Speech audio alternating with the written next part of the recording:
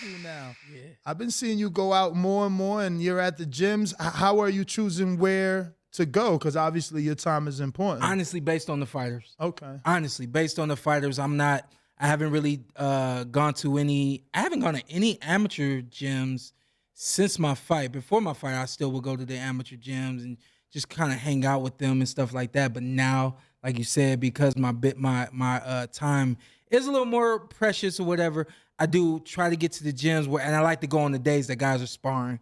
I think I think when a guy is sparring is when you can really get to know him in the ring and for the sake of words outside of the ring. So I like going to the gyms on spar days. And who have you liked seeing in the gym since you've been going recently? I saw Shakur, and I think he's probably the only one that when I watched him spar, it let me I was able to understand why he is who he is in the ring on fight night.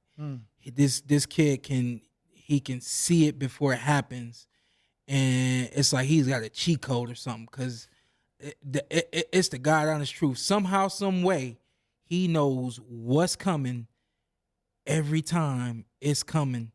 And I personally have never seen anything like that. You know what I mean? And I think his fast twitch fibers and his ability to counterpunch the way that Shakur does. When I saw it in training, and this is what I saw in training, you was there that day. I don't think Ness was there, but I know, Danny, you were there. Yeah. He sparred with one guy, right? And he might have done like 3 or 4 rounds with that guy. That guy goes out and another guy comes in. This guy has a completely different style than the first guy that he had sparred with. This guy's a bulldog, gonna come right at you, gonna be aggressive, gonna push you up against the ropes, all this and that. The bell rings, and somehow, some way, Shakur comes to the middle of the ring, and with all this kind of fight and extra movement that this guy got, Shakur is still calm. He's still slipping and rolling, throwing 1 punch, 2 punch, countering, and completely manipulated this dude into changing his style and fighting in the center of the ring instead of going at Shakur and pushing him up. And everything that I knew this kid was capable of, I said, well, you're going to be great. You're already great, but there's just some things you have to do, have to go through in order for everybody to say you're great. But the kid is just unbelievable. And I have not had a chance to see Keyshawn Davis spar yet. I'm gonna kick his ass. Really? He was out here. I came to the gym one day and he changed the time. It didn't tell me. I was at the gym for like a whole hour waiting on him. Then I went to the gym another time. I went to Top Rank again and was there for about 30 minutes. And I told Carson was with me. I said, yo, let's roll. He ain't coming. And Carson said, yo, it's only been 30 minutes, SP. Just cool out. So then I get a text message from him that says, hey, champ, I forgot to tell you we over at the gym on Badura today. And I was like, yeah, Carson, we out. So I still haven't had a chance to watch him spar, but I really look forward to seeing him spar. Yeah, it was busy though at Top Rank, so you know they weren't sure where they were gonna be some days because we were trying to get with them too. But he's special. Yeah, he's really good. You're talking about Davis, right? Keyshawn Davis, yes. Yeah. Yeah, he's really good, man. I never been in an entire camp with you, so I could only assume how hard you have to work to be you, but I want to ask how much of that is genetics, and then being in these camps, watching these other fighters fight, if it's not genetics, are you disappointed in how much they're not working? My dad ignored my genetics. He pushed me like I didn't come from him. Like he didn't know the things that I was capable of doing, but I think that was his way of making me understand that I had to work no matter what. No matter what you got, you got to work, you know? And I don't think that these guys really sharpen their genetics and really get it popping and sparking at peak level. There's some guys out there that do, but I think that the separation between the guys who work extremely hard, beginning the camp to end of the camp, and who's really working, champ? You've been in the gyms. I'm in all the gyms. I know who works. You in all the gyms out here. Say it again. You in in Houston. I mean, I travel, but I'm looking at it from a YouTuber, analyst, or whatever the fuck you want to call me point of view. You a former world champ. I wanna know who have you seen that works? Because maybe I think a guy's working and you think he bullshitting. Yeah, I'll give you an example, and I picked up on this a little late, but I picked up on it maybe halfway through my career, maybe a little more than halfway through my career. So Keyshawn comes to the gym late, and I said, "Yo, I got to roll, but I just want to, chat for just a minute or whatever." And we had a little light conversation, and he said something. I don't remember exactly what he said, but I was trying to get somebody to come on the podcast, and I'm not going to say who it was, but they basically said, "I'll do it in a week or I'll do it in 2 weeks." And I said, "Keyshawn," I said, what you got to understand is your life doesn't, the boxing world, your boxing life doesn't end on fight night. I said, you got to keep going. Mm-hmm. I said, if you probably don't realize this, but after your fight, you're still fighting. You've got 2 more things to do right after that night happens. I said, you know what they are? He's like, nah. I said, you got media and you got rest and recovery. I said, you need to be hitting ice baths. You need to be doing salt baths. You need to be going into the saunas. You need to be doing things to stretching and getting massages, helping your body recover. Absolutely. I said, and then the other side of that is you need to be doing social media and doing some media runs. Staying relevant. Yeah. I said, everybody forgets about what you did on fight night, no matter how great it was. I said, so what? The boxing world's going to talk about it, but ESPN ain't going to talk about it. So what you got to do is go out there and do things on ESPN or do things on public or local stations and things like that to keep furthering everything that you do, So I don't know which fighters out there do rest and recovery. I'm pretty sure Terrence Crawford does. I'm pretty sure Errol Spence does. What's rest and recovery to you, though? So what I would do if I fought on Saturday night, I was straight cooling Sunday, straight cooling Monday, maybe Sunday. Nope. Sunday I was getting home and I was doing the ice tub, especially if it was a 12-round fight, which most of my fights at the end, they were 12-round fights. I'm doing ice tubs. As soon as I got home. How many hours? I would do a 10-minute on Monday, then do a 10-minute do a 10-minute on Sunday, 10-minute on Monday, do a 10-minute on Tuesday, and then Wednesday I'm on the bike, just getting my body back moving. You know what I mean? Because what we do is, and a lot of fighters don't know this, but you take your body to such a high level, and if in order to maintain, also while you're eating everything that you're eating, and you can't go out and run and all those different things, if you're shocking your body if you don't have any movement at all.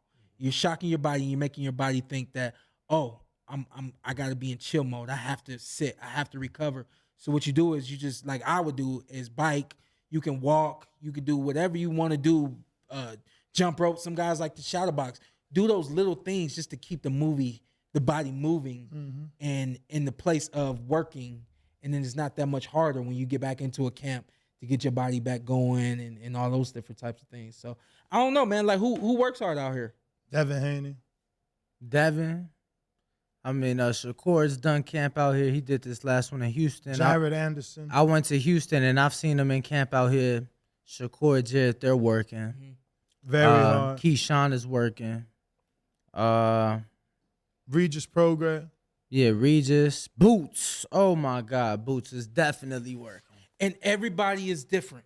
But one thing I say, doesn't matter how long you were at the gym. What matters is what you do while you're there. So, or how you do it, man. And also how you do it. I'm seeing some of these dudes go through the motions, and I'm just like, now I know why it's tough in a 12 or a 10-round fight. Yeah. Like, I've been to so many different camps. Like, I'm not, like you said, everyone is different. So sparring, let's say 8 consecutive rounds, jumping out and hitting the bag for 4 or 6 rounds may not be the normal for everyone. But if I don't see you do that, I'm like, okay, mental note, he ain't do nothing after sparring. Here's the funny thing. I didn't really jump rope much. I never hit the speed bag much, and I never hit the double end bag much. Those were 3 things that my dad just, even as a kid, he was like, nah, we don't need that. We going to the street and we running sprints. And after we run the sprint, we're going to hit the pads, and you're going to throw 100 punches, and then you're going to walk down and sprint again. You know what I mean? So there's things like, if you don't, like, guys, I swim. A lot of guys don't swim. But if you're training in altitude, that can replace the swimming that I do. You know what I mean? So you can offset, and not everybody works the same way. You got guys who are going to go to the gym and say, every day I'm doing 25 rounds, no matter what it is. I'm making sure I get 25 rounds in. I'm going to the gym, and I'm like, I'm not doing 25 rounds, but what do you want me to do? I'll do it at the best of my capabilities, and then I'm ready to roll.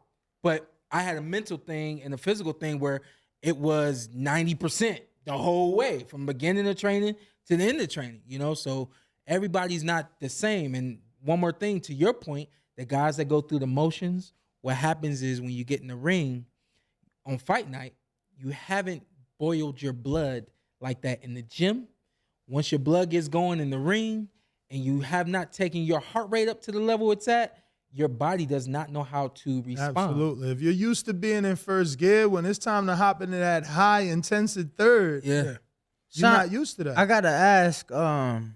You spoke of Shakur, Jared, Keyshawn, Boots. They're all sparring 4-minute rounds. What do you think of that as a fighter? It depends on what their 4 minutes look like. I saw. I didn't know he was doing 4-minute rounds. 30-second breaks. Shakur. Yeah, I didn't know Shakur was doing 4-minute rounds, but he sparred at the pace that he fights at. And there's a lot of guys that will increase the minutes that they spar per round, but then decrease the activity that they're gonna have in the actual fight. That's why I don't like 4-minute rounds, because not everyone can be mentally disciplined like Shakur Stevenson. So hypothetically, myself, if I'm gonna spar Shawn Porter for 4 minutes, I'm gonna try and pace myself because you're a professional and you're better than me. And I'm sure their mind is on that, because you know how good the person in front of you is. I should have pulled a clip of us sparring from way back Y'all in the spar? day. You stopped way it? back in the day. You stopped it? Nah, he stopped me. Yo, Ness claims. Okay, I gotta hear this. Ness claims. Okay, I gotta hear this. Ness claims this was the first time he ever put It gloves was on. the first time, no, not gloves on, but the first time I ever sparred, but used a mouthpiece for boxing. How many like years? I used to use how that many years for ago football. was this? Ooh, wow, line. It's a while now. What fight were you? 2017, maybe? Maybe. All right, Ness, you been in the ring with another boxer? Yes. Since? You look better?